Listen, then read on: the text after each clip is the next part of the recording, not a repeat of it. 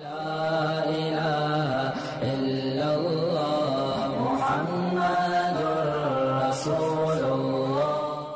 سوال جناب مفتی طارق مسعود صاحب سے کیا گیا ہے برطانیہ سے۔ آصف صاحب کا یہ سوال ہے کہ اگر فجر کی نماز روزانہ قضا پڑھی جائے تو کیا حکم ہے؟ بسم اللہ الرحمن الرحیم۔ یہ بات خوب اچھی طرح سمجھ لینی چاہیے کہ اسلام میں نماز چھوڑنے سے بڑا، شرک کے بعد نماز چھوڑنے سے بڑا جرم کوئی نہیں ہے۔ نماز قضا کر دینا معمولی جرم نہیں ہے۔ رسول اللہ صلی اللہ علیہ وسلم نے ارشاد فرمایا من ترک الصلاۃ متعمدا فقد کفر، جس نے جان بوجھ کر نماز چھوڑی تو تحقیق اس نے کفر کیا۔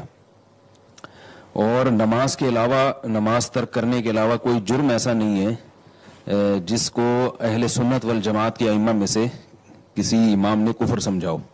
امام احمد بن حنبل رحمہ اللہ تعالیٰ کے نزدیک جان کر نماز چھوڑنے سے انسان کافر ہو جاتا ہے۔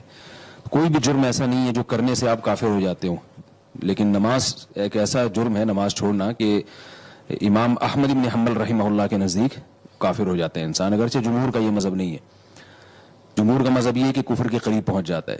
تو کسی کی اگر روزانہ فجر کی نماز قضا ہو رہی ہے تو یہ معمولی بات نہیں ہے، بہت بڑا جرم ہے، اس کی اصلاح کی کوشش کرنی چاہیے۔ ان اسباب پہ غور کرنا چاہیے کہ کیوں جو ہے نماز قضا ہو رہی ہے، ان اسباب کے ازالے کی کوشش کرنی چاہیے۔ اگر اٹھنے کا کوئی انتظام ہی نہیں ہے تو الارم والی گھڑی کا استعمال کیا جائے، کوئی بھی ایسا طریقہ ہو، بہرحال یہ کوئی ایسی معمولی چیز نہیں ہے۔ اور جب تک اصلاح نہیں ہوتی تو نبی صلی اللہ علیہ وسلم نے فرمایا من نام عن صلاۃ، کہ جو بھی نماز نیند کی وجہ سے رہ جائے یا بھولے سے رہ جائے تو جیسے ہی یاد آئے اسی وقت اس کو پڑھنا ضروری ہے۔ آپ صلی اللہ علیہ وسلم نے فرمایا کہ یہی پھر اس کا وقت ہے۔ نمازوں کے قضا کرنے سے متعلق ہی اگلا سوال ہے۔ بنت عبداللہ نے پوچھا ہے یہ سوال کہ جو نمازیں بلا عذر چھوڑ دی جائیں کیا ان کی قضا نہیں ہوتی؟ جو نمازیں بلا عذر چھوڑ دی جائیں ان کی قضا کرنا واجب ہے۔ آج کل یہ بھی ایک مسئلہ بہت چل رہا ہے قضاء عمری کا۔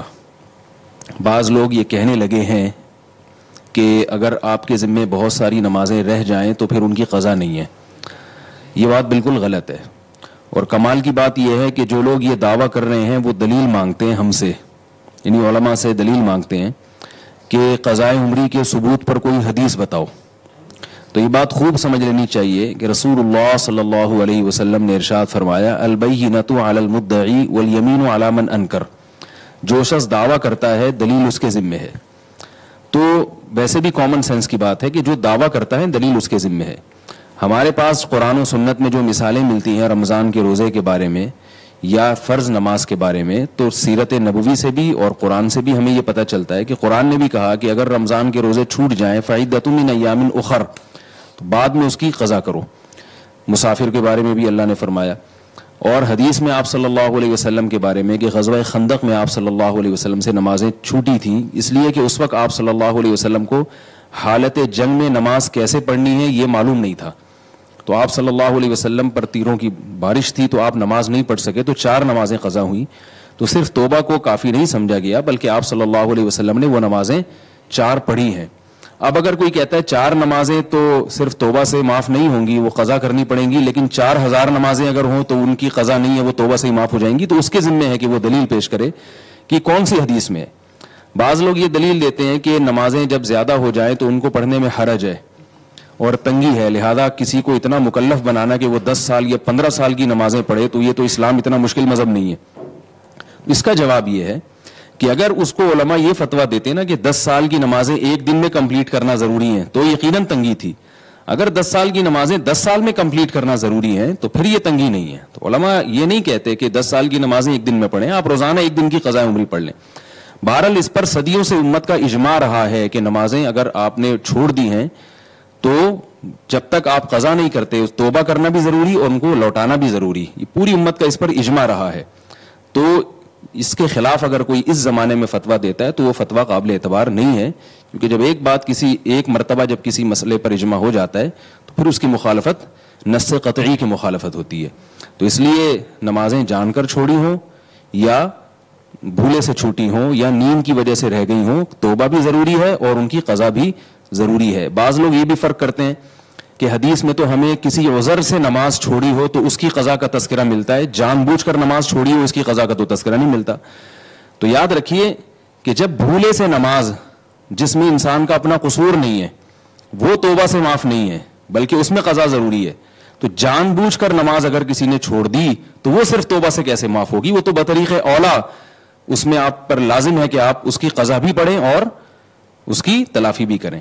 یہ تو بطریق اولا. قرآن میں بعض چیزیں ایسی ہیں جو اللہ نے بیان کر دی اور بعض بیان نہیں کی. جو بیان نہیں کی وہ بعض دفعہ بطریق اولا اس میں داخل ہوتی ہیں. اس کی مثال ایسے جیسے قرآن میں آتا ہے وَلَا تَقُلْ لَهُمَا اُفٍّ, والدین کو اف مت کرو. اب اگر کوئی کہے جوتے مارنا جائز ہے, قرآن میں تو اف کا ذکر ہے کہ اف مت کرو. ہم یہ کہیں گے کہ جب اف حرام ہے جس سے تکلیف کم ہوتی ہے تو والدین کو مارنا پیٹنا اس سے تو تکلیف زیادہ ہوتی ہے, وہ تو بطریق اولا حرام ہے. تو ہم یہ کہتے ہیں کہ جب بھولے سے نماز چھوٹ جائے اس کی قضا کو آپ مانتے ہیں, جان کر نماز چھوڑی ہو تو وہ صرف توبہ سے کیسے معاف ہوگی؟ اس میں تو قضا بطریق اولا ضروری ہے. تو اس لیے یہ جو آج کل دلائل دیے جاتے ہیں نا قضا عمری کے ساقط ہونے کے, یہ دلائل غلط ہیں. ان پر اعتماد کرنا اس کی شریعت میں اجازت نہیں ہے. قضا نمازیں آپ کو پڑھنی پڑیں گی.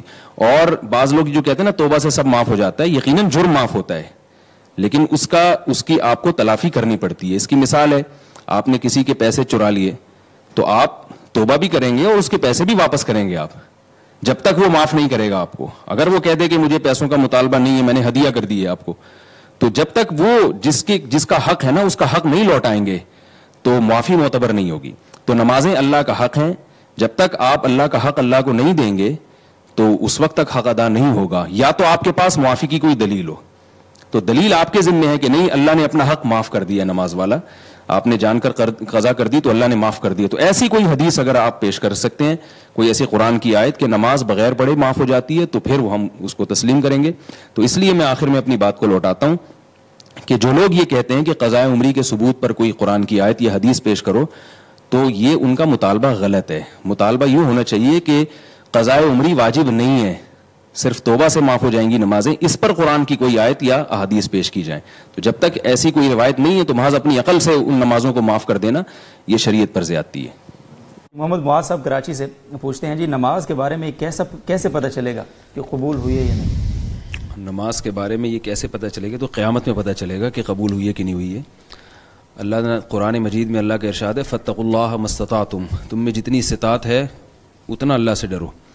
تو ہم ظاہر کے مکلف ہیں, ہمیں اللہ نے حکم دیا وضو کرو, نماز کے ٹائم پہ نیت باندھ کے کھڑے ہو جاؤ, تو ہم اسی کے مکلف ہیں. اور اللہ سے ہمیں اچھی امید بھی رکھنی چاہیے اور خوف بھی ہونا چاہیے. اگر اللہ ہمیں بتا دیتا کہ قبول ہو گئی ہے تو ہمارے دل سے خوف ختم ہو جاتا. اگر اللہ بتا دیتا کہ قبول نہیں ہوئی ہے تو ہم نا امید ہو جاتے. تو اللہ تعالیٰ چاہتے ہیں کہ اسی خوف اور امید کے ساتھ عبادت ہو, تو اس سے انسان اعتدال میں رہتا ہے, ڈرتا بھی رہتا ہے اور اللہ سے امید بھی لگی رہتی ہے. تو جو اس طرح سے زندگی گزارے گا تو اللہ تعالیٰ کی رحمت سے امید ہے انشاءاللہ. حدیث میں آتا ہے اللہ تعالیٰ کی رحمت اللہ کے غصے پر غالب ہے, تو رحمت کا پہلو اللہ کا غالب ہے, تو انشاءاللہ اللہ تعالیٰ قبول کر لیں گے.